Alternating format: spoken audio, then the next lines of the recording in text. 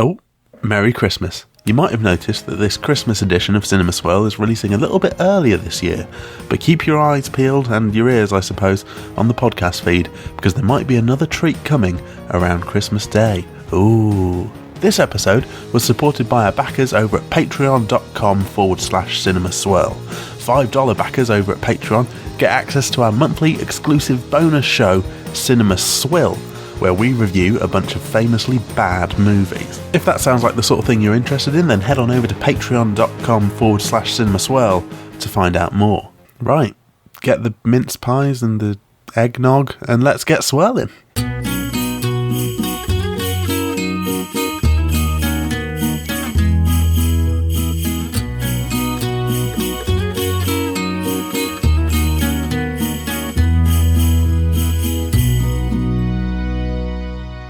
Cinema Swirl! Ho ho ho! Santa's alive! It's episode number 55, coming to you from Hollywood, California, by way of the North Pole, that is, brackets Lapland. No, not that Lapland, you dirty get. It's Kevin here with his OTP Sam. How you doing? Hello, Merry Christmas. And many more. Yep, festive time for us all here. I'm jolly and happy and merry and full of mince pies and Baileys, I think. Baileys? Maybe. You sound like you're very full there, just with the cadence of the voice there now and all that, you know. Well, I mean, at time of record, I've not had any of that stuff, mate, but I'm just, imagining it. Spoiler alert, like, in the future, I think I will probably have had some mince pies and maybe a cheeky tipple. A cheeky tipple, you say? I mean, I'm officially at time of record, which is bang at the start of December. Yeah. I have already engaged in festive madness. Ever since you and I watched Jack Frost for Cinema Swirl, it just literally has felt like open season here. So, Twiglets, matchmakers, orange matchmakers, gingerbread matchmakers. Any cheeselets or treeslets this year? Because I know I introduced you to the idea of those in the first place. You did, and they're very good, and they are very good. However, I've been very fortunate, and I've been sent a lovely gift box from a lovely chap in Australia full of Australian goodies. Oh, have you got any Tim Tams? Oh, Sam, of course. Okay. Tim Tams are literally the greatest thing ever. Like, I think Australia's pretty much bulletproof because of the Tim Tam. Yeah. I love a Tim Tam. I went to Australia, came back with one of those, a cool bag, not literally like a funky bag, a cool bag full of Tim Tams that they sold at the airport, duty free. Took those back, and I've been eating a Tim Tam a day ever since. So, Sam, is it? You said it was a cool bag. Now, was it a bag that was both for keeping it cool, that also happened to be cool in and of itself? Tim Tam branded, so in a way, it's cool and also physically can keep things cold. So, yeah, I got this cache of snacks from Australia, and within them there are many. Not to say they're treeslets. Not to say they're treeslets, or even cheeselets. No. But they fulfill the same shaped, crunchy, vaguely cheesy void. Like a cheesy cracker, a small cheesy cracker biscuit. Yeah, so we're at capacity here for that. So there will be no... And also just kind of with, the environment and everything this year, I'm trying to cut down on, all the trees, and that it contains treeslets as well. Yeah. Okay. I mean, there's no need to be chopping down all those treeslets on top of the rainforest as well. That's bad enough as it is. I see what you're saying, but they are delicious. So, at the end of the Sam, day. I'll tell you what. I've said me piece, right? We had an issue at the start of this. We did not know whether or not we had branded this Festive Swirl, Christmas Swirl, and at one point I thought it may have been like Spooky Swirl, but I think that's another month. No, that's a different one. It's not that. So we narrowed it down. Okay. I feel like having done it for 5 years, possibly, this might be the 5th or 6th. I mean, I should know that as well. But by now, you imagine we would have got a handle on what it's called. Festive Swirl sounds right. I don't know. You say Christmas Swirl these days, mate, they'll put you in prison. Holiday Swirl. Holiday Swirl. Holiday Swirl. Jingle Swirl. Jingle Swirl. I like that. Jingle Swirl? Jingle Swirl, Jingle All the Way, starring Arnold Schwarzenegger. That's so on brand. Which is our film today. We're watching it again, folks. One more time. I've hit Sam round the noggin with a hammer, and I've said me piece, and now we're going to watch it again. Sam, this is a very big Christmas special edition of Christmas Swirl, because you are talking today about one of the most beloved movies of all time. Whoa, okay, yeah. I mean, if tote bags is a measure of belovedness, and I measure my love of a lot of things in tote bags. I love Captain Beefheart, have a tote bag that says Fast and Bulbous. Love tea, have a tote bag that says tea. I love onions. I have a tote bag that says, I know my onions. Yeah. So, I mean, Nightmare Before Christmas, I think there's around 90 million of those in the UK alone. I mean, Lush is the greatest film of all time in terms of things that people love, because you see people walking around with Lush bags. And Lush bags and Lush itself is so popular that even down in Wales now, they've just like completely co-opted that. They'll say, oh, that's Lush, that is. Like, that's as good as the bath bombs that you'd be getting there now as a treat, you know. And, you know, say what you will about Wales, but it's a cradle of something right there now. You know, they're taking on board the Brandon. Yeah, well, but hey, A Nightmare Before Christmas, The Nightmare Before Christmas, A Nightmare. Nightmare. Their nightmare. Nightmare before Nightmare Before Christmas.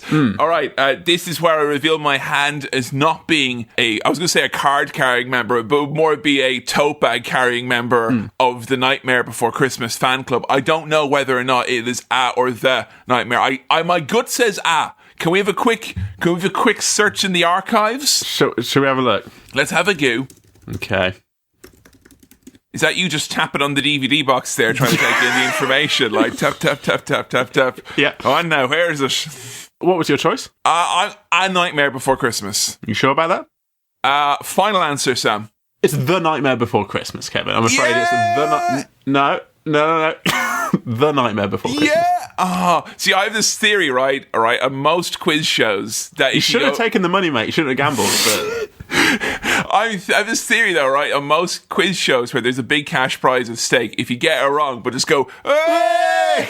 they'll give you something. It's too embarrassing to not give you something that. Something. I'm not saying, you're going to give him the money. Obviously not. No, but they'll give you something. Don't let him go away empty-handed. Yeah. If he's gone, The Nightmare Before Christmas. The Nightmare Before Christmas. Not just any Nightmare Before Christmas, any owl Nightmare Before Christmas. This is the titular Nightmare Before Christmas. Now, Sam, this is a movie which honestly, I didn't even consider asking you whether you had seen it. And I don't know if this says about me prejudging you or prejudging people full stop. But even with everything I know about you, even with having a podcast whose entire basis on you not having seen movies, I assumed... You think I would have seen this, wouldn't you? That you would have seen that, like... What, Sam, was there no girls you were trying to impress in high school? No, Kevin, what I will say is that, yes, there were. Aha! And this maybe marks a first for Cinema Swirl, because it's festive / Christmas Swirl, I'm going to allow it. And that's not really my decision, but I'm going to allow it. Sam, is it highly irregular? I have started to watch this once. Oh. But I've watched not more than 5 minutes of this. Okay. So I don't think it counts as having watched it. And if we talk about, these days with data and algorithms, that would count as an impression, but not as a full listen, if we're talking about that. Absolutely. Yeah, Burton's not getting them stats, is what you're saying. No, exactly. That's not a full play of The Nightmare Before Christmas. The reason why I stopped watching it was it was to impress a girl to watch it in the first place. But I'm okay. This is a difficult one. Stop motion animation. Yeah. In particular, claymation. I know this is not that. It has always put me on edge and disturbed me and creeped me out. Yeah. And now I can appreciate the craft behind it. Yeah. And this is not a broad brush I'm painting everything with. There are some stop motion stuff that I enjoy, but generally speaking, it kind of puts me off. So I started watching it. Let's dig into here for a second before. Right, okay, yeah. It puts you off a bit. Now, I've got a few things like a coarse brush on a wet concrete pavement or something like that, or that would literally incapacitates you. I'm like, that I can't handle that. When you say puts you on edge, does it just mean like, oh, I don't like the look of that, or do you actually get a physical symptom from seeing a cracking cheese grommet? It depends, because if if it's really bad quality claymation, I'm freaked the fuck out by it. Like, it's genuinely scary to me. Even if it's not meant to be scary, just the aesthetic of it and the movement really freaks me out. There have been very, very good stop-motion animation films with nice little models and stuff, but even then, no matter how glossy and produced it is, it still slightly freaks me out. Oh, okay now. So, yeah. Bear with me here. There's a graph that's been plotted here mentally at the moment. Sure. Early Wallace and Gromit, A Grand Day Out, where like the eyes are moving kind of independently of each other and everything's got a bit of a mottled feel to it, like he could just melt at any second. Not a fan. Bit creepy. A fan of the story and the content and the characters, but not a fan of the look and the feel. If we're to whisk into Curse of the Were-Rabbit... Fine, that's okay. Really, because the level of polish and sheen there is... Yeah. I think it's the fact that it is touched by human hands and you can see it. I don't know. Right, now I have one final question. I can't really explain it. It's just it's a deep feeling of kind of dread when I see stop motion. Like, it's the idea of that you can actually, if there's a path in your mind between it and its massive-handed creator, that is, so Morph, for instance, is bang out of order for you. Oh, but I did like Morph. Really, but Morph is fucking, he's rustic. Morph is fucking punk rock in terms of stop-motion animation, like... I just think that, like, throughout my career of watching films and bits of clips of stuff, just something about stop motion has always put me off. I have so many questions, and honestly, everyone listening has probably got so many questions. What the fuck are you on about, mate? Yeah, that's what they're thinking. Here's this now. This is this is for long-time listeners of the Swirl. Sure. He knows that Sam has got a penchant for Wes Anderson making some movies. Yes, now. Fantastic Fox, fuck that shit. Don't really. And even Isle of Dogs. I started watching that, and I was like, I can't get on with the. It just feels weird to me. It creeps me out. Would you get a headache from it in the right conditions? Not necessarily. If you went in and you were a bit queasy because you'd eaten a really shit dinner, and then you went down and you watched it, could it tip you over the edge to go, I'm actually uncomfortable now? Maybe. I don't know. This is the thing. I've kind of ducked myself out of these situations. When preservation, Yeah, when I feel it starting, I'm like, no, I'm going to see myself out of this. Can I just say, I have zero knowledge of this, because when I suggested this movie, I was like, oh my God, like, this is one you've not seen, this is going to be amazing. No. And you were like, oh, okay, there's just something about this. Not at any point did Sam say, this isn't going to be fair. I admire you going into this. Maybe I'm overstating it and making it sound more dramatic than it is, but it's just a general aversion slightly to stop motion in general, even though I appreciate it and I like the idea of it. But that's why we've not watched the Concrete Street Sweeper movie, that everyone is on us to watch as well. Or Werner Herzog's documentary about pork pie jelly. We've not watched that either. Just because, for instance, I am very queasy about those things, and that's the thing I'm averse to. So we're watching a movie that you have stated from the outset you are averse to. Maybe. I'm averse to the style of filmmaking that has produced it. This is so interesting. Yeah. I've forgotten this is a Christmas special immediately. This is like some sort of other thing special. It is. Yeah. Now, you told me then that obviously this is played into your watching of it. Are you telling me that you tried to impress a girl by watching this movie and then you said, sorry, babe, I'm out of here, and then you got in your fat hog and rode out of there? Pretty much. I was like, let's come back to this later. I didn't go into the details as to why, and we never got back around to and then she goes back to her friends and like, tell me more. Did he like Jack Skellington? I'm not sure. He had left the room. Wow. So, I know, I don't mean to blow your mind, mate, but it's You have blown my mind. It just unsettles me, in a way. What happened in the first 5 minutes, if you recall? I don't really remember. To me, there was I think the skeleton man, Jack Skellington, was there, and he's kind of dancing around, and it was quite dark and black, and he was a skeleton. I don't know. And she was a skeleton. So this is why I don't think it counts that I've watched about 5 minutes of this, because I can't fucking remember what happened. So you have no clue as to what actually happens in the movie? Well, there is a character called Jack Skellington. Yeah. He is a skeleton. We've established that he is a skeleton. He is a skeleton. He's the one on all the tote bags. Yeah, and they make no bones about that. Come on now. I've said me piece. It's all right now. I know that he's in it. I don't really know what he does other than that. He's the main character. Yeah. It's interesting that you mentioned Spooky Swirl earlier, because this is very much straddles the line between Christmas and spooky Halloween time. How? It's Tim Burton. I know of him. I know of his work. Is this our first Tim Burton movie? I think so. Yeah. Golly gee, how's about that? Have you seen much of... You've seen a couple of his bits, though, haven't you? I've seen Edward Scissorhands. I've seen Batman, 1989. Yeah, I've seen Big Fish. I've seen... Random movie to see.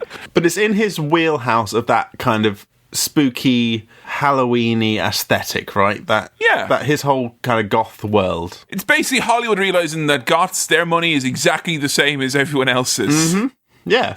So I know that it's spooky. I know there's a skeleton in it. I know that it's stop motion animated. Mm-hmm. And I know that goths like it. Other than that, genre? Genre. Like format or anything? Like, it's going to be just straight up family whimsy? Is it going to be comedy? Is it a musical? Is it an action-y type thing? Like, I think there might have been a bit of a musical number at the start, maybe. Oh, you remember if there was music then? So it could be a musical. It could be a creepy musical. It potentially being a musical, where does that sit with you, knowing that you're going into a stop-motion animation flick? I like musicals. That might actually soften the blow of the stop-motion for me. The chance would be a fine thing. Might think, did I use that right? I don't know. I might think, well, I mean, this animation style is a bit unsettling to me, but also, what a nice, jaunty tune. You know? There you go. So you might be able to actually literally close your eyes and, think of England. I really feel like I've slightly overstated this. It's just like an aversion, in the same way as you might not like the taste of something, but you can still eat it. It's not going to make you sick. If you are in any sort of position where you're about to, like, watching something with someone is very much like the easy friendship gateway thing. Yeah.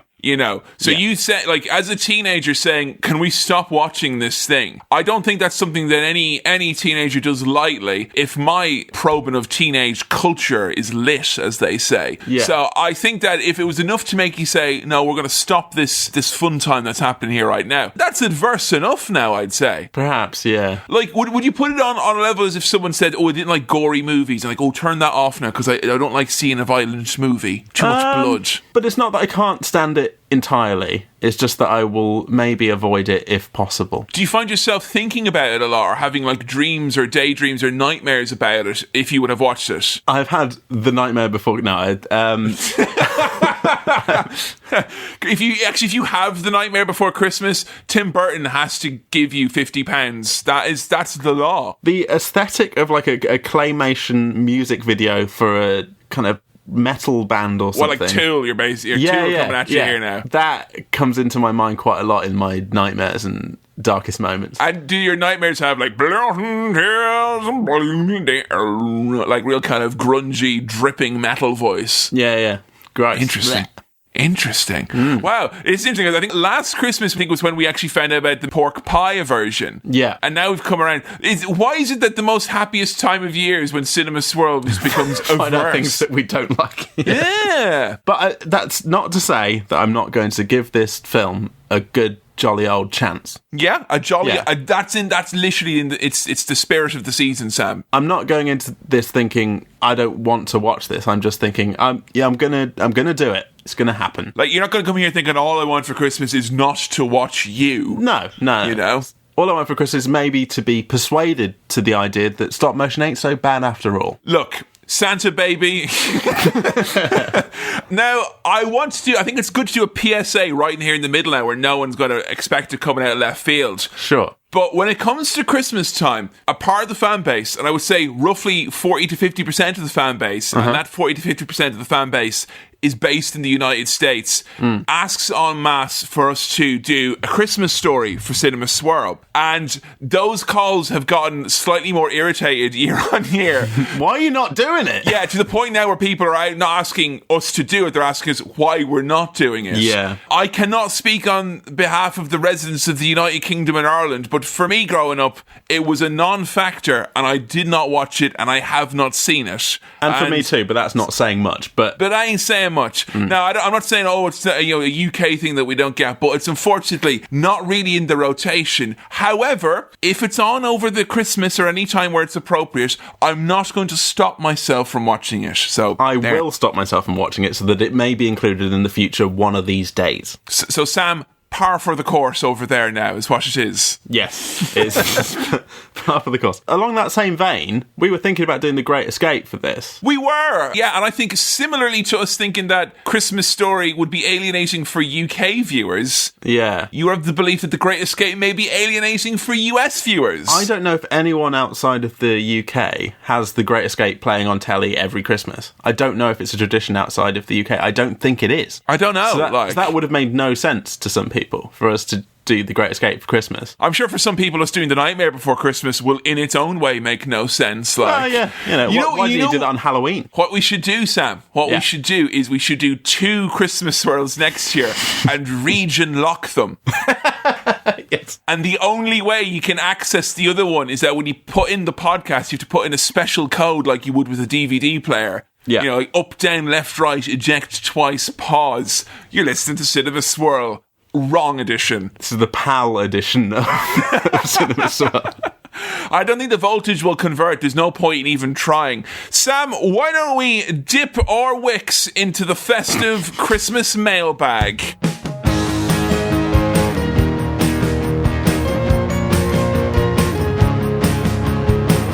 Ho, ho, ho. Welcome to the festive mailbag. Here we are at the mailbag. Oh, Sam, it's all full of Christmas toys because we've actually gotten Santa's bag. And instead this year, instead of wooden toys and trains, you're all getting some random-ass emails from Cinema Swirl. That's what your kids are getting. What is it? It's some letter asking about smoked mackerel in a cinema. Yeah, sorry kids, there's been a mix-up. We've got all your toys. Merry Christmas. This Xbox 360 Kinect is all for me. Yeah. Okay, so our first question. You know what, Kevin? I'm not even going to mention where these questions have come from. Some of them might have come from cinemaswirl@gmail.com. That's cinemaswirl@gmail.com. Some of them might have come from the socials. At this time of year, I want to bring us together and just say, hey, it doesn't matter. We're just having a good time. Yeah, you know what? I'm kind of was hoping that this would be kind of like the Miracle on 34th Street moment where all these big bags of mail come in, they slam up on your desk and they go, 7,000 emails to cinemaswirl@gmail.com. And then they're like, that's cinemaswirl@gmail.com. And he bangs the gavel. You've not seen Miracle on 34th Street, have you? No. Oh, ho, ho, for fuck's sake. So, Sam, what is our communication of any sort? Could be an email, could be anything. First question came in. It's from Joe. Who asks, Joe, what do you know? If you had to have a work Christmas party night out with any characters from any of the films you've reviewed on The Swirl, who would they be and why? I've got an answer to this. Well, I had an answer and I've changed my answer. Yeah, okay, I've decided what I'm going to do, right? I want it to be Jack Nicholson from The Shining. Sure. Arnold Schwarzenegger from Jingle All the Way. Okay. And Jack Frost from Jack Frost. Okay, yeah. And the reason is, I know the three of them... Struggling dads. they're deadbeat dads, so you know it's going to be a fucking party, mate. Oh, is it 1 a.m.? Do you have to go home? No, fuck it, mate. Let's keep her lit, yeah? Yeah. All right, that would be fun. And because you guaranteed, networking, might get a free mattress in the new year, get quids in on the sale. Jack Frost and the Doodah Band are going to sing the songs. And then, look at all these friendly ghosts that have come to fill out the numbers, in a general kind of way from Jack and The Shining. Oh, that's a pretty considered answer. I was going to go straight up for Tony Montana because I thought he could... he could do a good... I'm dreaming of a white Christmas! a good do. But then I realised this question is about if you had to have a work Christmas party night out with these characters, not necessarily they would be organising it, but they would just be there. Participants. Then I don't think Tony would be as much of a fun addition to a Christmas party. You know who I do think would be fun? Rocky. I think Rocky would be lovely on a Christmas work party night out. Because he's kind of a minor celebrity, isn't he? He'll tell you stories, he'll tell you a few jokes, he walks around, shakes hands. It's kind of like if you got a looky-likey of Clarkson or someone to go around to your party. Yeah, You just expect him to kind of do the mingling for you, Yeah. That's what you want, and it's a bit of fun, a bit of entertainment, a bit of banter with Rocky, but he's very magnanimous and nice and friendly. But it's, hey, Rocky's here. Oh, that's exciting, isn't it? And if there's anyone in the office who needs a talking to, like if there's anyone who's that's no good, mum, then you can a heavyweight boxer on your hands, so you can spark them out. Like. Yeah. So there you go. There's our choices. I should just say, just on the topic of work Christmas do's, a friend of mine's Christmas do this year is legitimately a Nightmare Before Christmas themed, which sounds like an absolute hellscape from which there is no escape. I mean, I don't really know enough to know how interesting that might be. Just keep that in the back of your mind as we're watching the movie, okay? Okay, sure. Next question is from Matthew, who asks, if you could be gifted one prop from a film, what would it be? As your Christmas present, you get a prop from a film. What do you want? What are you having? I'm actually going to say the rug, pre-P from The Big Lebowski, because I actually have a need of a rug, and they're harder to get that you would imagine. Yeah, I would tie the room together, absolutely. Nice. Now, I wondered with this, and you can see like a first line of thought that I go for in all of these questions. Is it Tony Montana again? Does Tony Montana's mansion count as a prop? Is prop short for property? Because in which case, I'd like a big mansion, please. Sam, your mansion will be the target of Bolivian extremists. Are you sure that you want that? Yeah, but it's big house though, isn't it? So you can just go to one of the other rooms, like, hide. Look, I'll leave you to it. I'm just going through to the lounge, all right? I guess that's more of a location than a prop. I'm going to press you for an actual prop. I would say Turbo Man doll from Jingle All the Way. Yeah. Screen used would be a lovely gift. I'd love that. As well, now the Turbo Man doll, I notice you've picked something that has great monetary value in the real world and not just in the movie world. No, pop that on eBay. Sorted. Especially around Christmas, mate. Wow, look at that. Tis the season, huh? See, tis the season, huh? I don't know whether we're having these props in the fiction of the films themselves or whether this is actual prop from a movie. Yeah, but even in the fiction... Either way, Turbo Man. In the fiction of the world, like, you just were right there, right? Like, if you got it in the real world, you'd be like, easy money, Christmas, baby. Yeah. Like, typical English nonsense, like, by the way. And in the movie world, if you were somehow transported and you were Sam Chaplin in that movie world, you'd still be happy Christmas. Because you know that a stressed out mattress salesman will pay you hand over fist for it, Sam. Yeah, it's a thrifty choice. I've done very well there. The evil of the British transcends dimensions. Our final question comes in to maybe the email, maybe not. And this is from Niall. Oh, now. Let me open my... That's what I get for Christmas. I get to find out, like... This one was into cinemaswirl@gmail.com, Kevin. That's cinemaswirl@gmail.com. Just like the ones I used to know. This is from Niall, who is a long-time fan and listener, and he says, Hi, Kevin and Sam. I hope you're enjoying your Christmas season. My question is for you both. If you could live in one film universe, which one would it be? The one with fingerprint ATMs? The one where Phil Hartman eats your cookies and tries to sleep with your wife? Well, we know which one Sam's going for. Hey. Yeah? Yeah, you're going to go to Turbo Man, like, 1st of January the year before and buy all the Turbo Man dolls. Kevin, can I shock you? Yeah? That's not my answer. Oh, really? Is your answer Scarface? Yes. No, it's not.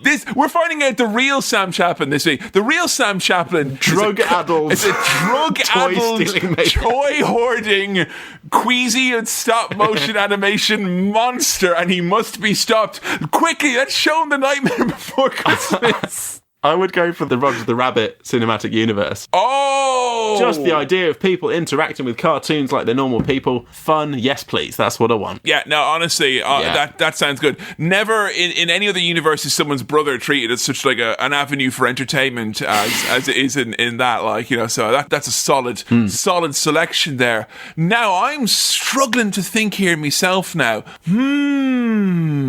Which world would you like to inhabit? Which world would I like to inhabit?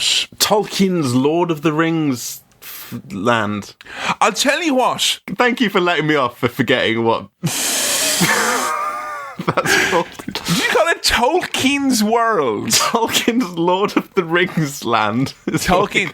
It's Middle Earth. Middle Earth. Middle Earth. Now, I would have said Hobbiton or the Shire from there, but traditionally, people like me don't tend to go down very well in quaint pre-industrial era little English towns. Sure. They'd run me out of town like a bad smell. So I'm going to go now, and I'll tell you, they always made it sound appealing, but in Blade Runner, the man said that a new life awaits me on the off-world colonies, and that sounded very good. Do you want to go to the off-world colonies? I want to go to the off-world colonies. Yeah. See what all the buzz is about, Yeah. I want to knock about with some cartoons, mate. That sounds fun to me. What, are you going to knock out and then steal their cartoon essence? like the sell baddie. It on eBay. Yeah. Snorting coke as I go. Well, Kevin, I need to watch The Nightmare Before Christmas now, don't I? You do. You absolutely do. And what preparations, if any, are you... Because you knew this was coming up, so... Yeah. Are you, light dinner tonight? Or making sure you watch this when you're not going to bed right afterwards? I mean, I'm going to have a proper dinner and I'm going to go to sleep immediately afterwards, but... mostly cheese the dinner as well. So I get extra nightmares before Christmas. I think I'm just going into it. Yeah, and I'm going to give it a good college try. Here's the thing, right? I was going to say, you could have the capacity for growth. There's no doubt. Surely you're not the same guy you were when you started this podcast. No, but you did say Isle of Dogs was a no-no for you, and that's only very recent. Yeah, so maybe I haven't changed, but maybe within the last 9 to 10 months, maybe the capacity for change is there. Yeah, I mean, so when I stopped watching it the first time, I watched it a bit and then stopped. I don't know if it was necessarily because of the stop motion thing. I just was like, no, this might not be my bag, is what my thought was. And a bit of that was stop motion. You hitting pause, it's like, hey, baby, I didn't ask you round here to see The Nightmare Before Christmas. I'm here for The Nightmare Before... In my trousers. I was going to say The Nightmare Before Christmas, but okay, go. You're the one who refers to your penis as a nightmare and spoils the mood. Cocaine, toy stealing, I'm a monster. Nightmare penis having monster. Sure, is it any wonder we want our country back? Is it any wonder? I have no idea what happens in this film, Kevin. Sam, can you? What does the skeleton do? He's gonna. Where's he going? What's his mission? You can kind of guess. What's he after? Right? Some skin? Does he want some flesh? What's this? It's someone else's skin. I'll wear it on my face. No, that's not. Then he'll be a real boy. Sam, if you can, when you're watching this, if you could seek to articulate and describe any malaise that washes over you during. Okay, yeah, sure. Yeah, like if you're saying, that bit was weird because it was particularly X, Y, and Z. Yeah. Z. Sure. I'll do some description for you. Okay. If I know more in advance, I would have rigged up some sort of biometric, enhanced, like an app where there's a heart rate monitor and stuff like that. See if we can really drill down into the weeds of this. I'll be honest, Kevin. I'm slightly distracted because when you said about malaise washing over me, I was picturing marmalade washing over me because just something about malaise and the sound of the word. I just pictured marmalade going on me. Easy, because when I said malaise, my mind went to mayonnaise. Right. I went to marmalade. Interesting that. Well, Sam, there's nothing left forward, and I really say this with more trepidation than I've ever said it before, because we're going off into the unknown here a little bit. A little bit. I hope you'll be all right. I think so. Yeah? You'll be grand. Yeah. Let's all the listeners, let's all use all the Christmas magic and hope all together really hard that through this process, Sam becomes a much nicer, better Christmas man than the man he aspires to be in the pre-swirl at the moment. Yes. And with that being said, let's go do a Christmas swirl.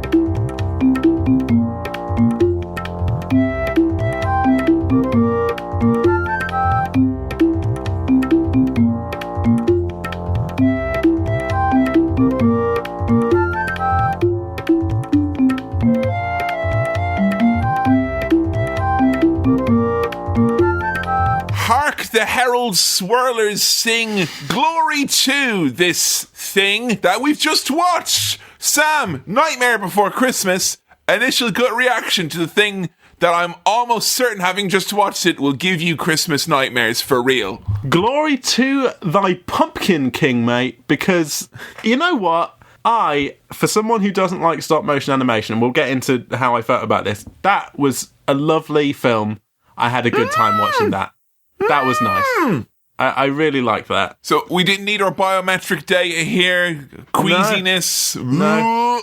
Not to bury the lead, as I say in my misunderstanding of that phrase, but I really liked it. What? Burying the lead? Chance would be a fine thing.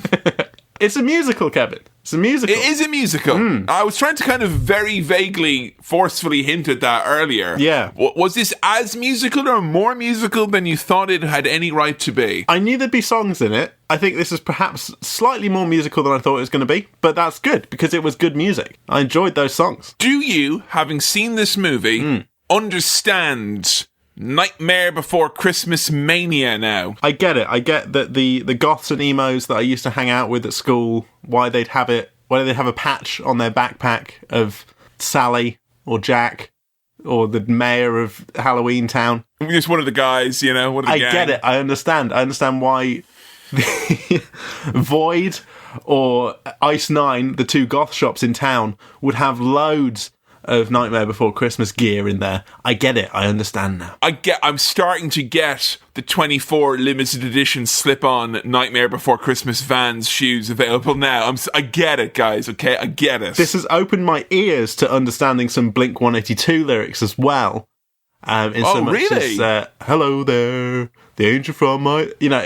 darkness in the valley, we can live like Jack and Sally if we want. I thought they had like a Halloween what's on this? Christmas. What's this? There's something in the air. No. What's this? What's this? There's aliens over there. No. With all due respect to Tom DeLonge, or is that Tom DeLonge list of feckin' excuses now, is it? No, this was the Mark Hoppus lyrics of that song. So, the kind of, hello there, not that, where are you? Not that bit. And everyone's like, oh, he doesn't usually sing this bit. It must be serious. Is he talking about the Nightmare Before Christmas? Is that it? He was, which is apparently request of Travis Barker, the drummer, to pop that in there because it meant a lot to him and his wife, that film. So. Sorry, I thought it was like at the request of Tim Burton, Hollywood player Tim Burton rolls up and he's like, listen here, music, movies run this town and you'll do exactly as I, Tim Burton, say. I would love if there were lyrics to a song where they had to put a hashtag ad in the lyrics of the song because it was promoting a film or something. Love it. I'm just saying, if Tim Burton had his way, your beloved Blink-182, say hello to your new drummer, Johnny Depp, And Tom DeLonge, sorry, we've had a chat, and your views on aliens didn't test well with the Disney audience. Yo, baby, Helen Banana Carter, get over here. You're the new singer in Blink-182, doll, okay? Make it big, make it flashy. So, it's a musical. It's, alas, not a pop-punk musical, but it is still a musical. I recognise this is Halloween. Halloween. And immediately, I was put on edge and freaked out by the fingers like snakes and spiders in hair lad who hides underneath the stairs. All of these Halloween jerks I'm not happy with. The clown with a tearaway face, that's great, thanks for that. It's just a bunch of scary folks dancing around talking about how creepy they are. They're so proud of themselves for being creeps. But a cute line was, that's our job, but we're not mean.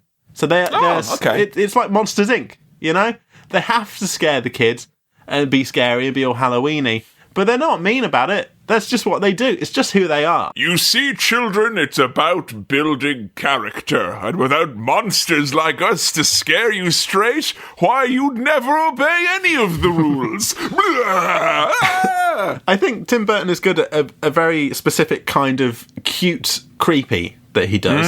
And some of these Halloween characters are cute but scary at the same time. But combine that aesthetic with the way all these fuckers move in the stop motion world, and it is gross to me. It is disgusting. It's like, I don't want to mention Spiddly Diddlies, but the way they move and the way the arms of these stop motion lads move, it did unsettle me, and that came out very clearly in this Halloween stuff. But later on, my mind kind of changed. I think, to address my aversion to stop motion, I think the lower the quality of the stop motion, the more I'm put off by it. Oh, interesting. Yeah. Because, I love that about this movie, and I know that, you'd think there'd be a sequel of this made already. I mean, they've been chatting about it for years about doing, a CGI thing or a live-action thing, but, unequivocally, can we both agree that even though you're scared kind of or put off greatly by it, stop motion is the beating heart of this movie. It is what makes it a beautiful thing. Yes, I will agree that, and I will say that a CGI version would not feel the same, and that is very important, and that is about the nature of the animation and the way it is animated.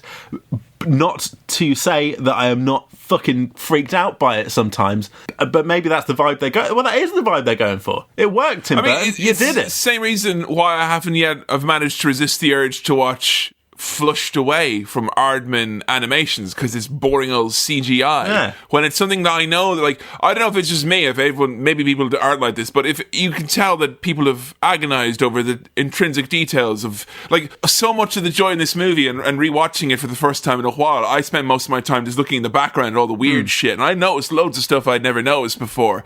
It's so layered, and without being too busy or anything, there's so much shit on screen. I love it. At media degree university, we called that mise en scène, but all the shit in the background is basically the same thing, just the stuff on screen, You don't learn that in MDU. Yeah, the fact that I couldn't remember what university is called, I was like, media degree land. Please join MDU. I'm going to bring up a word to you, Kevin. I think this is what you were talking about. Craftsmanship. Yes. There is a great degree of craftsmanship here, and you can see it, and you can almost smell it and appreciate it. And no more so is that apparent in our titular Pumpkin King, the Nightmare Before Christmas himself. Mr. Jack Skellington, ladies and gentlemen. Yes, here he is. Everyone loves him in Halloween Town. Oh, Jack, you're a real mate. You're a real spooky bastard. We love you, mate. You're great. What a great spooky man he is. He's the talk of the town. Is he some sort of pillar of the community, leader figure? He's not the mayor, he's not in charge, but he's just the best one at being scary. He is to Halloween what Santa is to Christmas, which I think is kind of ridiculous, because I ain't never asked no Pumpkin King for fucking diddly boo, No, to me, he's not. Well, maybe that's that's why you have the jack-o'-lanterns, because he's Jack Skellington, and that's when you put out a decapitated Santa head at Christmas time, so that people know that you celebrate Christmas, and they can knock on your door and give you presents. I get it. Don't carol here. Don't bother wasting your time. I mean, I just think it's kind of interesting, because we do have here someone who's at a crisis of confidence here, at somewhat of a crossroads, old Jack Skellington, because you claim to be a pumpkin king, you hang around a pumpkin patch, you talk about pumpkins, you ostensibly look like a pumpkin, but you are a Skellington. Look at your surname. Yeah.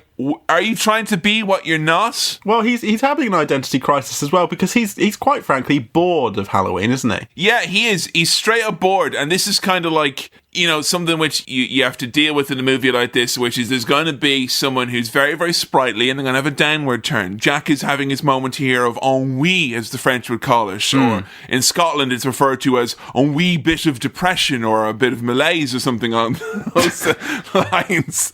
That's why he's, doing like most goths in a situation would do, which is to go to a graveyard and have a bit of a mope. But hang out with a ghost doggy, so that's nice. No ghost dog. Yeah. Zero. Now, what he didn't do, Sam, was he didn't tag the gravestones with his colour, so people knew that this was Skellington, Halloween Town. Draw a H on the tombstone, everyone know you're there. I mean, we can tell that he's, miserable about the celebrations and not really that into it anymore. He kind of skulks off, but he then sings a song that sort of says, "I'm brilliant at being a spooky bastard, but it's the same every year. It's all, I'm not really into it." But he's just showing off about how good he is, and since I'm dead, I can take off my head and recite Shakespearean quotations. You know what it is, Sam? What it is, it happens with some of the top stand-up comedians that should be out there, because you and I would be enjoying Lee Mack, say, and thinking, well, that's an absolute Bobby Dazzler of a performance there. Season 12 of Not Going Out is really a peak for as far as I'm concerned. And we're in the studio office, and we're clapping and laughing, saying,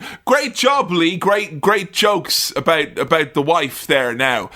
And he'd be looking, he'd be smiling, like, yeah. But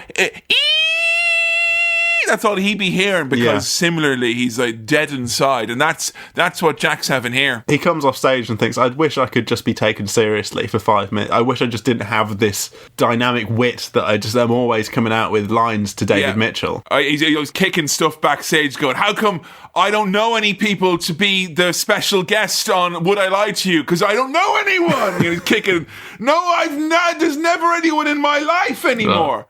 And he's got nothing to do. And that Jack's having that moment here, really. And made better by the fact that he's got a cute ghost mutt pal. He's got a cute ghost mutt pal. He's standing on the bit of where the DVD cover is, with the moon behind him.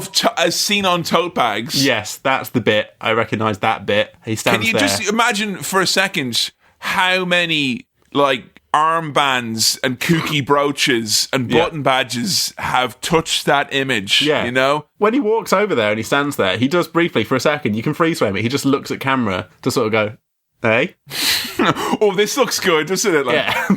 Thinking of a tattoo this Christmas? Now I present to you. I mean, your back pretty much would get all of this in if you wanted it, you know? It's a proper musical. That's when I realised that, because it's established that he's great at being a Halloween spooky bastard and that he's not happy with it, but then we get another song to reiterate that, and that's how I know it's a musical. We need more songs. There are certain musicals we've watched, like Mary Poppins, where it's very much, right, we're doing stuff. Hang on now. Things have changed. Let's sing a song to kind of establish what's happened here now, and then we go on about our talking business. Whereas this is one of those movies, kind of like Grease, where it's like, you know what, I think I'm just going to communicate this in song, this particular bit. Yeah. And that's why we get lyrics like, since I am dead, I can take off my head. And that's very important that he sings that. Yeah. And we're introduced to Sally from We Can Live Like Jack and Sally If We Want, who she's hanging around. She knows how Jack feels. That's what she says. She says, Jack, I know how you feel. But she's kind of brought back by her dad, Duck Creator. Man. A creator. Because it's like a Frankenstein situation. He's made her. I don't know who he is or what his he's just a mad scientist doctor man, but he's got a weird kind of duck face. This is something I've thought on a lot today, having watched this movie, because, Jo watched this as well with me, and she's a lifelong fan of this movie. She was singing along most of the lyrics of it, and she... As soon as the doctor came on, she's like, oh, that bastard. I go, oh, yeah, he is a bastard, isn't he? Well, he's created Sally from corpse parts, so he's basically created this life out of nothing, really. Yeah. So this is almost like a father figure. And she repays his... often misplaced worry about her. He's like, oh, Sally, you can't be going out. You're not ready yet. Because, she's literally falling apart at the seams, folks. Like, her body is decomposing before her eyes. He's obviously very worried about her. And then she's like, you know what, old man? I'm going to fucking poison you tonight in your sleep. Yeah? So you're saying... if you fucking step to me, I'm going to fucking ice your drink with fucking deadly nightshades. You're saying that this doctor is like a misunderstood, struggling dad just trying to get through here. My notes just have him crying, saying, please stop poisoning me, Sally. Like, he literally comes and goes, Sally, you poisoned me again. That's the third time this week. And she's like, get it together, Grams, before I fucking poison you for deadly real this time, yeah? But you do get the impression that he is a bastard behind the scenes. We don't need to be shown that. What does he do? What does he do? He's got a weird duck face, and he sounds weird. Sam, don't say that. Lots of people in Hollywood have that, and we're not to distrust them either. Yeah, she is trying to poison him to get away. That does not suggest to me that he is good. I don't think she's just gone, oh, he's a bit of a dickhead, I'm going to poison him to get away from him. I think it is implied a bit that he must be a bit of a shit. Must be. At least a bit of a shit. This man who's been murdered will just assume, oh no, he must have been a bastard. That's it. Because otherwise he wouldn't get murdered, Case closed. Yeah, she wouldn't poison him if he hadn't done something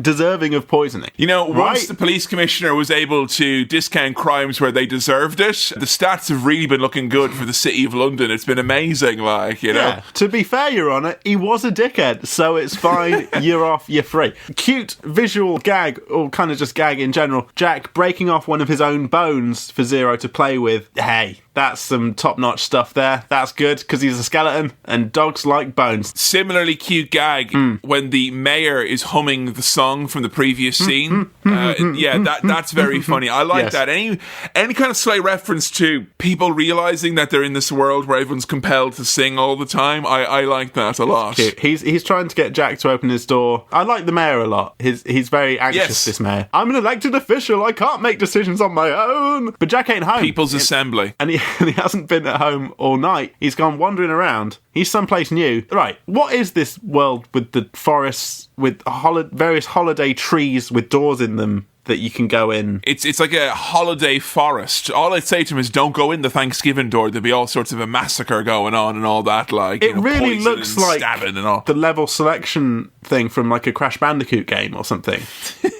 It's like, oh, yeah, all these different worlds I can go. I'm going to go into the Christmas one, or Spyro or something like that. Oh, so you mean like not quite as good as Mario 64 then, is what you kind of mean, like, mate. Kind of, oh no, I don't want to jump into a living painting. I'll just go through one of these doors that all kind of look slightly similar. All right. Yeah, but he's drawn to the Christmas one instantly. He sees it, and without really knowing what it is, he's like, I like that one. He peers in, but he trips up and falls in, and it's a portal to a Christmas world dimension. Yes.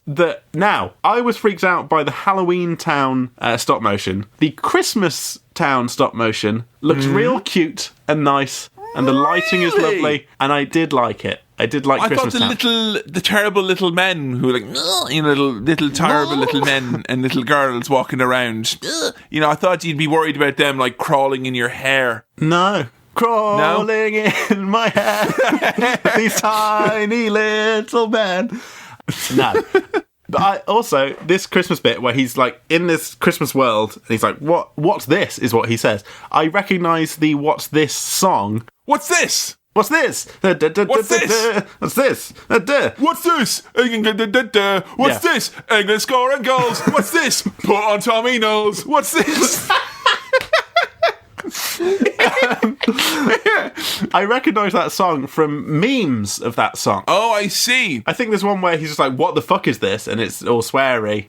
People will Photoshop something that they don't know what it is into that and be like, what's this? What's this? That's the whole thing. But hey, I love that the first thing he does is eat the snow. Like, it's just like, wow, what's this? He's a curious lad. He's having a good time just exploring Christmas land and touching everything. That's, it's nice. Yeah, it's sweet. Very curious, isn't he? What's this? Little children in their beds. What's this? They don't know I'm right here.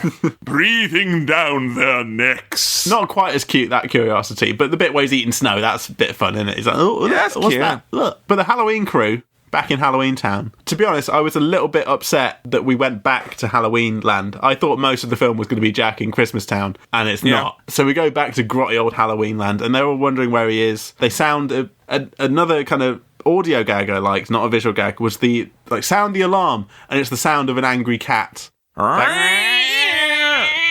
Very funny. Horrible noise, but I love it. Very funny. Sally's poisoning her dad figure again. Yeah, again. And not only does she poison him, she gaslights him as well. She's like, this isn't poison. What are you? You'd think I'd poison you. It's just soup. Look, see? No. The fucking idiot thinks I'm not poisoning him. Can you believe this? I've got a spoon with holes in it. So, I mean, that is quite sneaky. It's clever. If you're devising your own spoon with which to manipulate the situation, right? Yeah? What's next, Sally? Is it the spoon you sharpened to a point to stab his fucking eyes out? No, this is a proper Cracked.com reinterpretation of what this film means, like an alternate theory. I like where you're going with this. That actually Sally is the villain of the piece. I'm just saying, he's like, oh, there's nothing more suspicious than frog's breath. And she's like, no, you're not suspicious of frog's breath. You love frog's breath. It's your favourite. Oh, I guess I better drink it then, Sally. Yeah, you better. Yeah. You know how you got in that wheelchair in the first place, old man? Yeah? It doesn't come across drink great it up. Now you're saying it to me like this.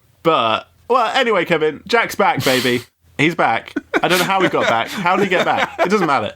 But he's back. Jack's back, and he's got swag. Yeah, old Frankenstein man is out cold, so Sally can sneak into the town meeting that Jack wants to hold, because he wants to tell all of the townsfolk in Halloween Town about Christmas and how great Christmas Town is. But because they're all spooky Halloween bastards and they know what they know, and they don't know anything but that, they're really confused by it. They're like, why aren't these presents scary? Why aren't they full of dead rats? Why is this tinsel not made of spiders? Why is all this stuff not like what we have here in Halloween Town? It's different, I don't like it. Whereas Jack's trying to be like, no, guys, come on, guys. In London, there's some really interesting fusion restaurants down there, and you should try them. Guys, in London, people love flat whites. You just have to give them a chance. No, but do they do chips, Jack? That's what we're asking. Like, no, they do, yeah, but there's other things out there. They're thrice cooked.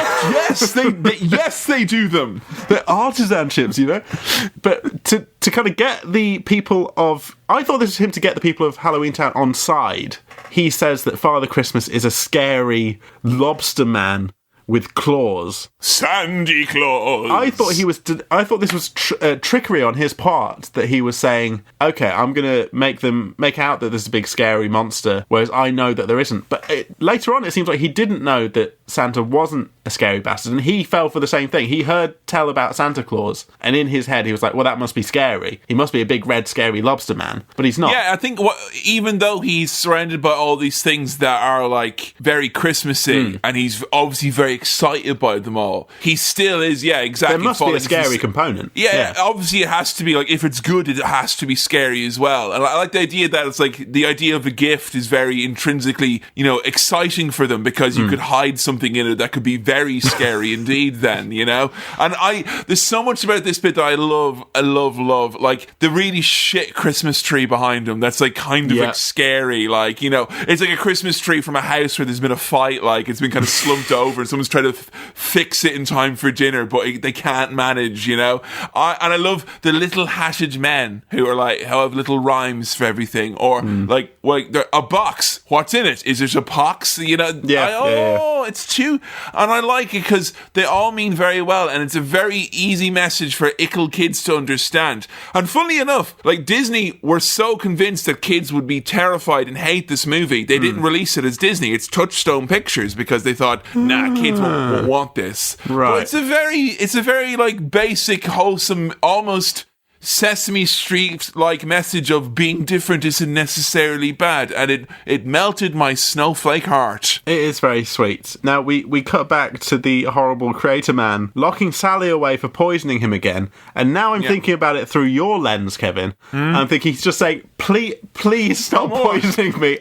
I don't want to do this, but I have to lock you away because otherwise you will hurt me. Just stay here while I sweep the house for any hidden caches of deadly nightshades. I just don't want to fucking die. I'm locking you away temporarily. I'm sorry. And yeah, this is why I'm also onto the doctor a little bit here, right? Yeah. Because when Jack arrives and he's like, Doctor, I want to do things with Christmas. And I thought he'd be like, well, I'm horrible. I'm going to imprison Sally. He's like, you're Jack, doing nice to see project. you. Yeah. Come here, I'll sort you out now with all the gear and all the stuff. And he helps the community. Wouldn't it be ashamed if he was killed by poison? He is really friendly to Jack, and he does help out, and he doesn't seem to have any ulterior motives other than like, hey, I want to help you understand Christmas by doing some Christmas experiments. I did like the whole sequence of Jack testing baubles and presents and things, and kind of scrunching them up into test tubes just to see what they do when they glow. The floppy candy cane. Yeah. That's all fun stuff, isn't it? Trying to get to the bottom of why is this Christmassy? Why do I feel what I feel here? I don't understand it. He reads a book called The Scientific Method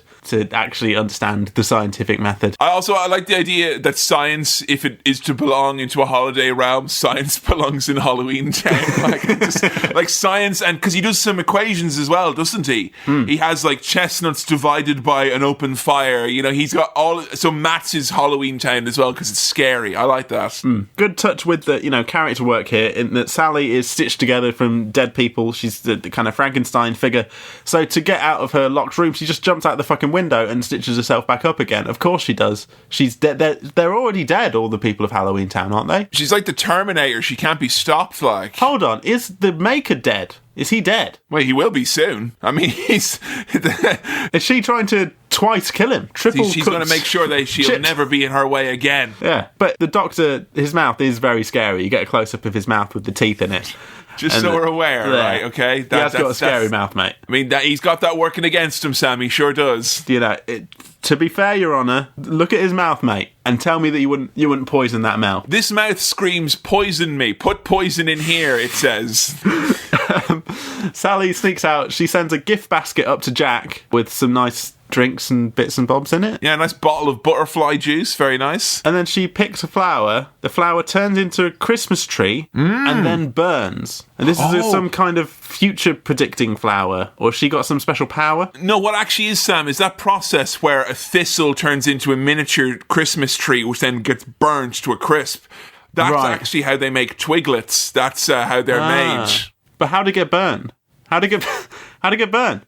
Little Cinema Swirl reference there for you. Yeah, so she takes that as a bad omen that this whole Christmas situation is gonna go wrong. She's like, I better hurry up and poison Jack before he makes a big mistake, like, you know? Jack using the term bric-a-brac, I loved. Indy's little bric-a-brac, a secret waiting to be cracked. He decides, because he can't crack the Christmas code, he can't understand what makes Christmas Christmas, so his solution is, we'll have our own... Well, no, we'll do Christmas this year. A proper Christmas. The logic there, that I don't understand what this Christmas is, I can't get to the bottom of why it works, we're gonna fucking do it now, we're gonna have our own Christmas, mate. It feels a bit dodgy and a bit, foolhardy of him. And Sally sees that straight away, but Jack can't see that, like, making your own Christmas when you're the Halloween boys is going to have dire consequences. And I love it as well because pretty much the thought process that Jack goes through here via the medium of song is almost the exact thought process of every young adult who's like, no, I can run Christmas this year. We can have people in the flat.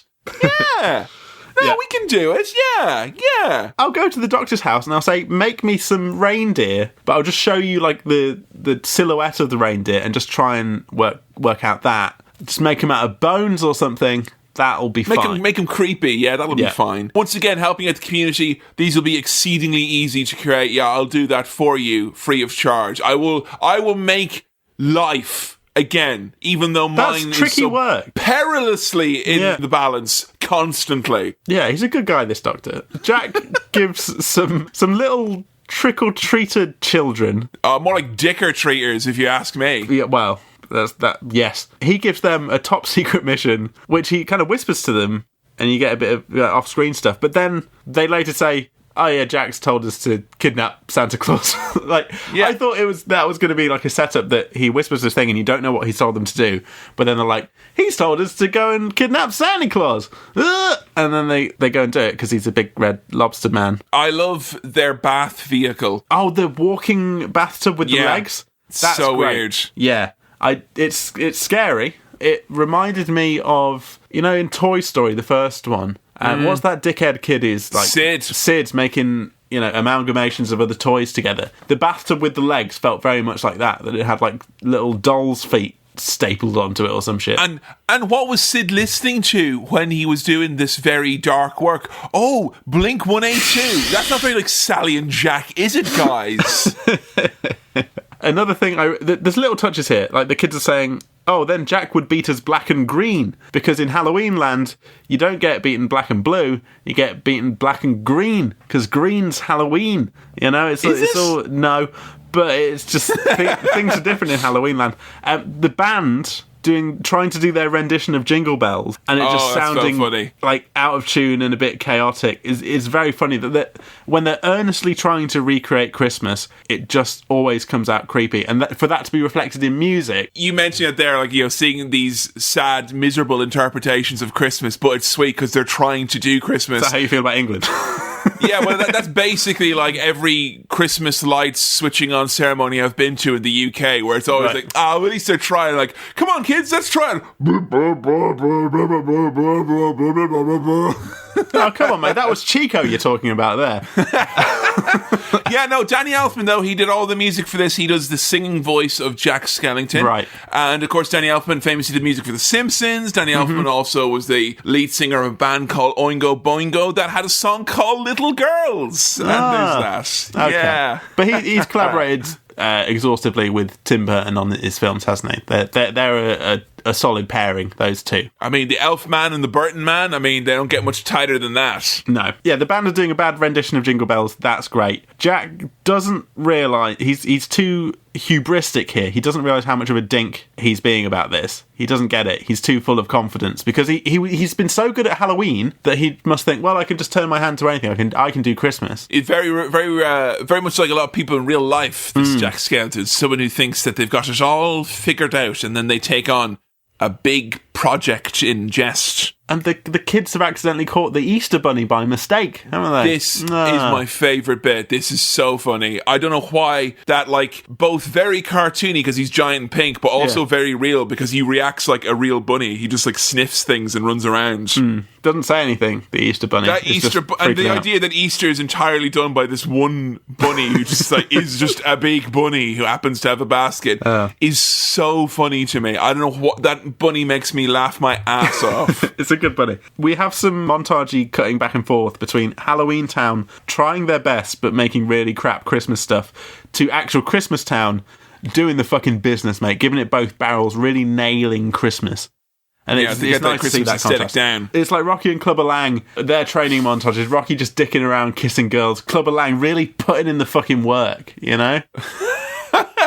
I mean, I like it the most about the Making Christmas song is that, like, if you've ever had, like, really shit Christmas presents, like, from someone, you can just imagine them going, Making Christmas, putting a, Game of Thrones Season 4 DVD, like, the first half of Season 4, like...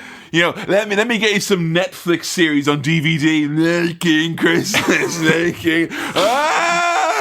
It's cute. They're trying their best, though. We're trying. They can't do it. Oh, wait, no, a second. Grandad's in there to tell you that Grand shouldn't get you this. Instead of having a rat hat, it should be made with a bat instead. No, don't get him that. Get him the Kinect for Xbox 360. That's the one he wants. Hey, Kevin, it's only 2 days till bloody Christmas. Oh! And I thought they were just making Halloween Town really Christmassy and just making that Christmassy. But these places are responsible for those holidays in the real shoot world, right? They're in the actual world. They're taking the whole enchilada this year, Sam. Yeah. And hey, we see actual Santa Claus. We see him. He's there. He's getting kidnapped.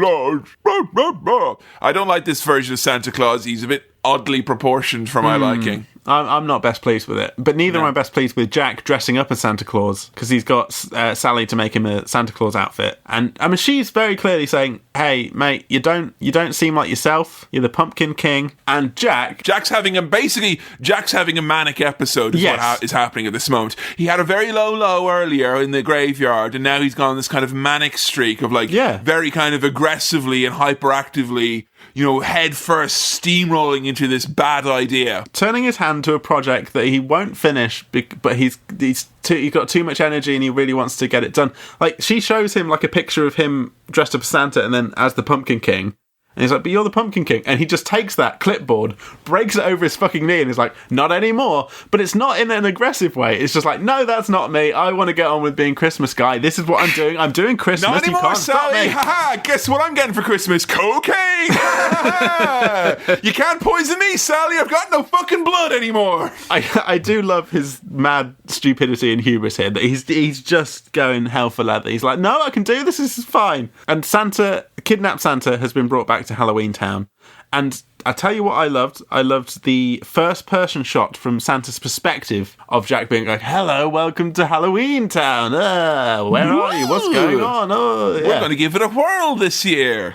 It was almost a bit kind of Tarantino-esque. The car boot that opens and you see it from the perspective of the car boot. It was a bit like that, I thought. I do like how the trick-or-treaters, when they take Santa to his destination, the lair of the Oogie Groogie Man, that he's like, what about peace and goodwill to all men? They're like, mate, we don't appreciate your Christian values here. We're having none of it, you know? So, I don't... Yeah, they shove Santa down into a trash chute, and he goes into what feels like a Sonic the Hedgehog level almost, this kind of jazzy underground zone. Yeah, casino zone. A neon gambling jazz man who wants to gamble Santa's life away in some sort of game. I'm not sure what this lad's end game is here, what he's doing. I think he's just a prick, this guy. Depending on who you kind of ask, because, I mean, this is kind of wafer-thin lore here, unless we're, counting the PlayStation 2 game, or, Kingdom Hearts and shit like that, or Fan fan wiki entries.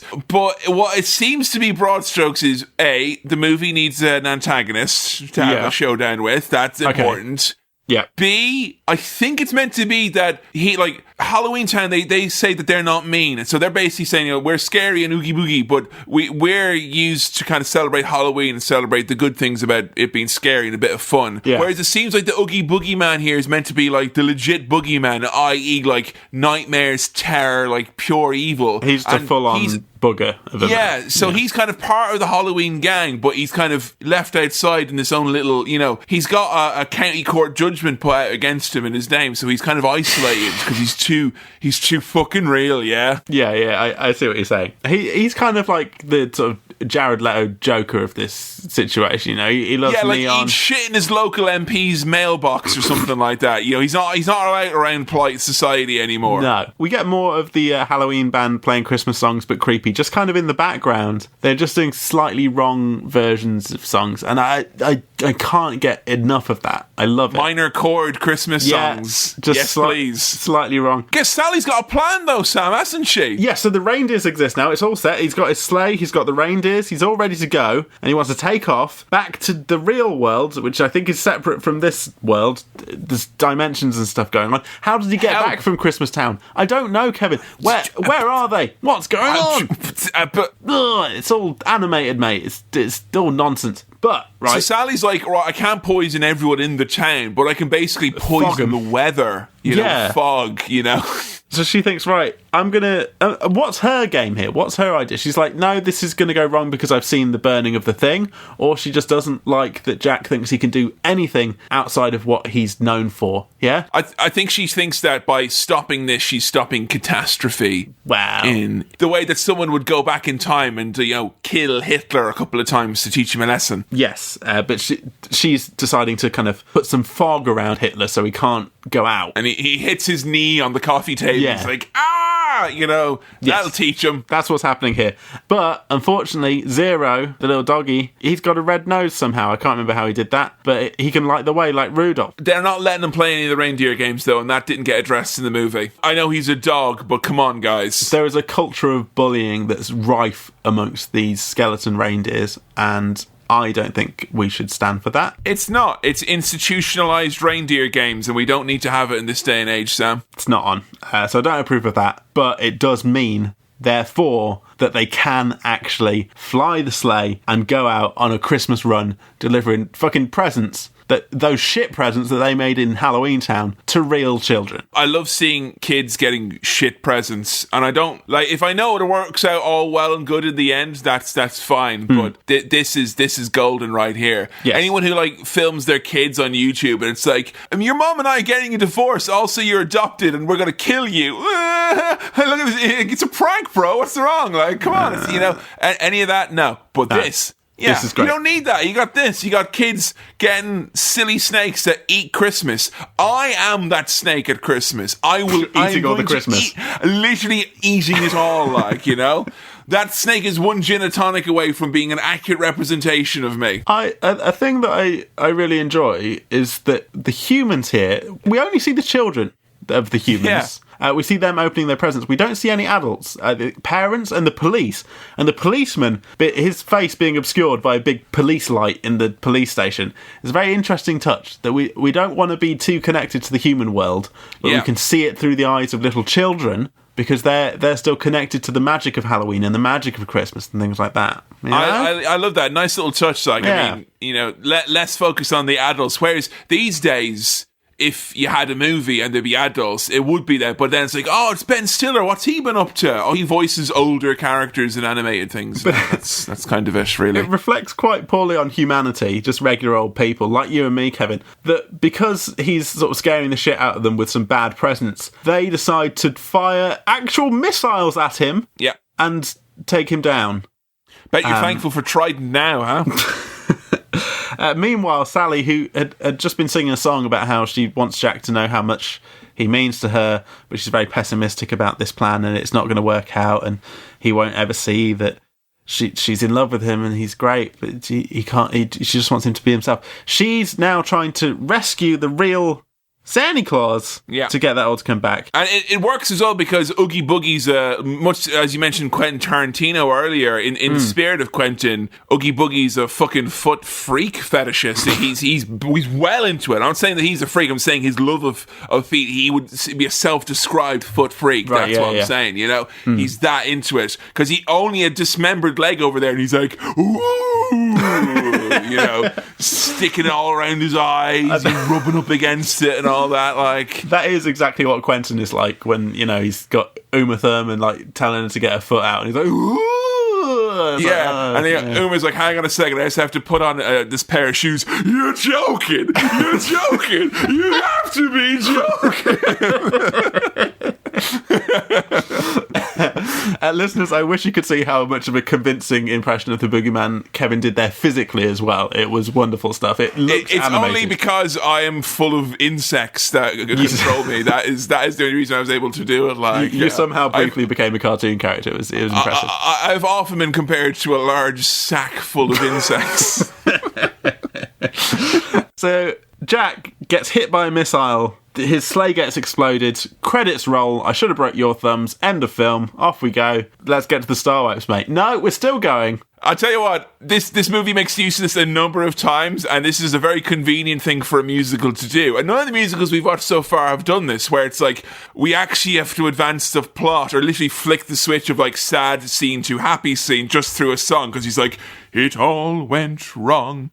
And I fucked up, but maybe I actually did it well. You know, oh, okay, all right, like, fine, you know. Yeah, it's not. Are you okay, Jack? Like, you know. He does a little song about how he made a right pig's ear of Christmas, but he reignites his love of being a scary bastard. He loves Halloween again. He's like, I know what I'm good at. It was great scaring those children. I did a great job. I do love how straightforward this film is. Yeah, it is. It's a short and sweet, beautiful little package, you know? It's a nice little story. But yeah, he's realised, I'm the fucking Pumpkin King. I know what I'm good at. I'm alright. But everyone thinks he's dead. But, you know. Jack Skellington was shot down from the skies by human beings on Christmas Eve. And he's coming back to Halloween Town to take his all out on the Oogie Boogie Man. He just goes and fucks his shit right up. He's like, you're a baddie, come here. He rips him to shreds. Like, exactly. He's an intense individual, Jack. The simplicity of Oogie Boogie Man just being bad for the sake of being bad, and just like, oh, I'm going to do some creepy shit with Sally and Santa Claus. I'm just going to kill him because I like playing stupid, creepy games because I'm weird.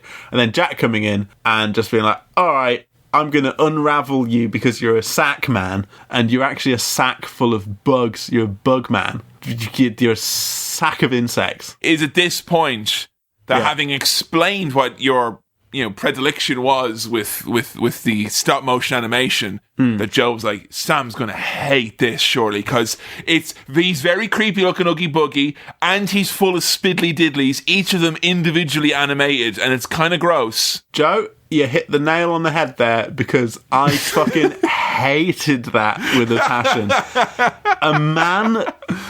A stop motion animated sack man who turns out to be made of insects, that I don't like insects, and for the insects to be the thing I said about the stop motion was like, the movement of it looks like fucking spiders. To then have the spiders be the movement, but also control a sack man made of insects, stop motion animated. Fuck that for a game of soldiers, mate. That's a load of arse. I don't like that. Sorry, whoa. Hang on a second. What's this phrase? Fuck that for a game of soldiers. I think it's supposed to be sod that for a game of soldiers. I've heard that from someone a long time ago, and I didn't understand it, but I was too intimidated by them to ask what it meant. A very common phrase in Ireland is, feck that for a game of cowboys. Right, well, it's probably the same thing, yeah. I think it's the same sort of thing. So yes, that's maybe it's because in Ireland we didn't want to play soldiers because that meant us being killed lots. The triumphant soldiers of the British, who traditionally never died. But hey, Boogeyman, scary, isn't he? He is. He's horrible. And Santa is quite all right about this. He's just like, oh, for God's sake, Jack, don't try and be a Christmas man again. I've got to go and replace all these grotty goth toys with some actual real nice toys that boys and girls will like, you plonker. But he gets away with it, you know. Basically what Jack here is that it's like, Mom, Dad, I tried to do Christmas and I fucked up. Can you do Christmas dinner and presents, please? And like, fine, we'll sort it out. It. Yeah. Sort it out. Yeah. That's the problem with Jack. He's been given... He's good at some specific things, and he's got too confident, and he's had ideas above his station. That's the problem with him. Yeah. The moral of this film is don't dream, you know? don't try to do something new, all right? Because you'll just fuck it up. Those who dream are bound to not learn any lessons along the way. Because I really don't feel like he's like, oh yeah, I've learned a lesson. He's just like, I'm happy now. Sally, come here. We love each other. This? Yay! More like, what's kiss? Yeah? Yeah, that's nice. I mean, their whole romantic relationship isn't really set up in any way, but it's still nice that they get to, you know, declare their love for each other. And look, if you catch a girl plucking flowers in your vicinity, like, you know, as he did, you know, that's straight up right there. He knew it from day one, Sam. Especially if those flowers turn into Christmas trees and then burn, then you're like, you know, I'm in here, mate. You know. Sam, did you remember the point at which you stopped watching this movie then? You know, because you said you were like a few minutes in. It must have been really early on. I think it was honestly in the this is Halloween, and we were kind of going through Halloween Town. I think I just fuck that for a game of soldiers. I'm very scared. No.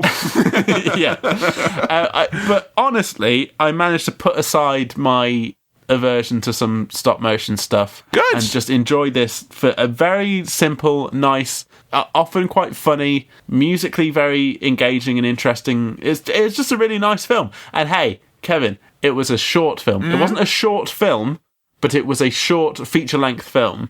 I didn't feel watching at the end, though, it was kind of like, oh, that was, you know, very light, or there wasn't like, I felt I had the same, like, bar filled of watching a full-length Christmas movie, you know? Yes, and although it's very Halloween-y, it is also very Christmassy, and I felt Christmassy watching it.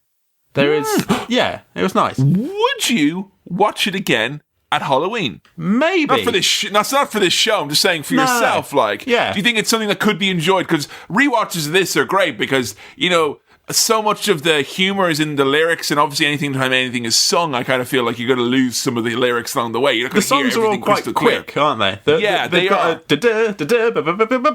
And you miss some of the funny lyrics if you don't, you know, go to a sing-alonger version of it with the subtitles at the bottom. It's definitely worth a rewatch for the visual background stuff, and, you know, there's a million funny things we saw in the background we probably haven't mentioned here. Or what I could do, Kevin, is I could listen to the soundtrack, which I imagine has been reissued on vinyl in many colour splatter variants over time. I can guarantee that there are some spooky versions of this on vinyl. There's a picture of vinyl with Jack Skellington's face on it. Yes, I reckon there's a picture disc. I reckon there's a black and white kind of mottled version of it. You too can own nearly 10 songs. But no, you know what, Kevin? I had my doubts about this. Yeah. But that was a hoot and a holler. That was fun, and it was nice. It was nice. It's literally a Christmas miracle, because I think before this there was questions about whether this was even appropriate to watch now, and even if it was front loaded with the visuals. Now, does this make you think in any way that you're over the kind of stop motion bias? Like, could you watch a Fantastic Mr. Fox or Isle of Dogs or what have you now? I think because, like, Isle of Dogs I started watching and I stopped watching. I felt like that was to do with the aesthetic, that I just couldn't get over it. But I think maybe if I afford some of those films the same chance that I've afforded this, then maybe I can enjoy them on the value of the film alone and not necessarily get too bogged down in, I don't really like how this animation moves. It all feels a bit too real. Ugh. Ugh. So, you know what? Maybe I might be over it, or at least through this episode, which, to be honest, has been fucking immersion therapy.